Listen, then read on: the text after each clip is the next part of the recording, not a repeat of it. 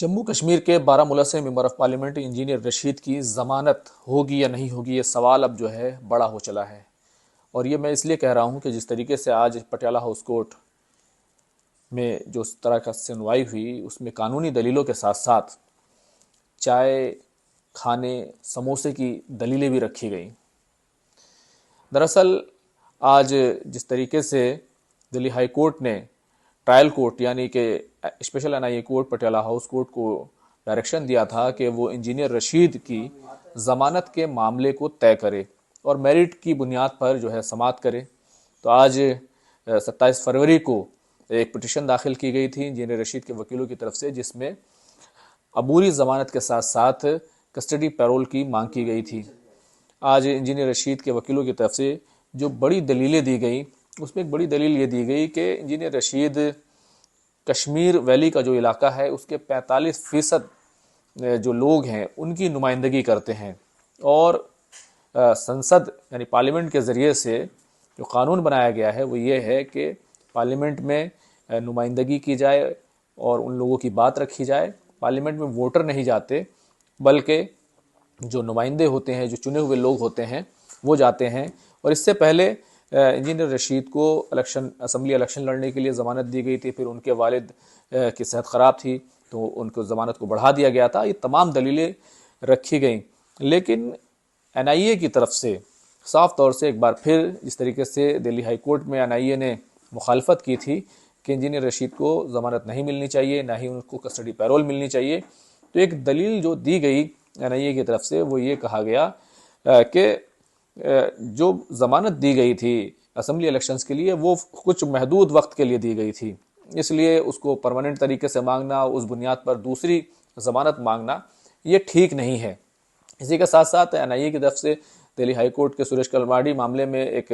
फ़ैसले का भी हवाला दिया गया कि उस फैसले में अदालत ने सुरेश कलमाडी को पार्लियामेंट जाने की इजाज़त नहीं दी थी, जिसके जवाब में इंजीनियर रशीद के वकीलों की तरफ से यह दलील दी गई कि उस फैसले को चैलेंज किया गया था, बड़ी बेंच में गया था, उसको हालांकि कोर्ट ने होल्ड कर दिया था, लेकिन यानी कि उस फैसले को मान लिया था, लेकिन अदालत के पास इख्तियार है कि वो इसके बावजूद भी किसी मुलजिम को जो है जाने की इजाज़त दे सकती है। एनआईए की दलील ये थी कि जो भी मुलजिमान होते हैं, अगर वो न्यायिक हिरासत में होते हैं, जुडिशल कस्टडी में होते हैं, तो फिर वो उनको पार्लियामेंट ले जाया जा सकता है, लेकिन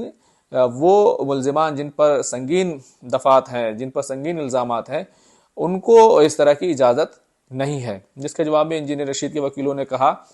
कि ये जो फैसले में जो हवाला दिया गया है वो उन लोगों के बारे में है जिन पर जुर्म साबित हो गया, उनको सज़ा हो गई हो, वो तो डिस्क्वालीफाई तक हो जाते हैं और पार्लियामेंट से उनका ताल्लुक़ नहीं रहता है। इसी के साथ साथ एनआईए की तरफ से इस बुनियाद पर भी मुखालफत की गई कि पार्लियामेंट की जो सिक्योरिटी है वो बिल्कुल अलग होती है, तो उनको ले जाना और तमाम शर्तों पर अमल कराना ये एक मुश्किल काम है और ज़रूरी नहीं है कि वो अमल भी करें। बल्कि एनआईए की तरफ से यहाँ तक कहा गया कि इंजीनियर रशीद के ज़रिए से जो फ़ोन कॉल्स हैं, जो उनको फ़ोन करने को लेकर जो उन पर पाबंदी लगाई गई थी, उसकी उन्होंने मुखालफत की है, उस पाबंदी को उन्होंने तोड़ा है। हालांकि इसके जवाब में इंजीनियर रशीद के जो वकील हैं विख्यात ओबराय ने साफ तौर पर कहा कि उसके बाद उनको अबूरी ज़मानत मिली, उनको अंतरिम बेल मिली, कस्टडी पैरोल मिली, तो इस तरह की बात करना, सिक्योरिटी का हवाला देना, ये ठीक नहीं है। इंजीनियर रशीद के वकील अपनी बातों में ज़ोर लगाने के लिए ये दलील तक देते नज़र आए कि इंजीनियर रशीद सिर्फ पार्लियामेंट जाने की और पार्लियामेंट ज्वाइन करने की इजाज़त मांग रहे हैं, क्योंकि ये उनका फरीज़ा है और वो अपने लोगों के लिए जवाबदेह हैं। 45% जो कश्मीर वैली के लोग हैं वो उनकी नुमाइंदगी करते हैं, और जब उनको कस्टडी पैरोल मिली थी उन्होंने वहाँ जाकर उनकी आवाज़ उठाई थी, उनकी बातें वहाँ रखी थी। और दूसरे एक बड़ी बात यह है कि जो एमपी होते हैं, जो member of parliament engineer Abdul Rashid हैं, बहुत सारी स्कीमें ऐसी होती हैं, चाहे वो रियासती हुकूमत के तहत आने वाली स्कीमें हो या फिर मरकज़ी हुकूमत के तहत आने वाली स्कीमें हो, वो उनके ज़रिए से नाफिज होती है, उनके ज़रिए से अमल दरामद किया जाता है। किसी तरह की दिक्कत होगी तो इंजीनियर रशीद को उसको जवाबदेही जो है अवाम के लिए इंजीनियर रशीद की होती है। हालांकि एनआईए की तरफ से इसके जवाब में यह कहा गया कि ये कहना बिल्कुल ठीक नहीं है कि किसी तरह की दिक्कत होगी तो कौन देखने वाला है, बल्कि रियासती हुकूमत होती है या मरकज़ की हुकूमत होती है, वो उन तमाम दिक्कतों को देखती है, वो देख सकती है।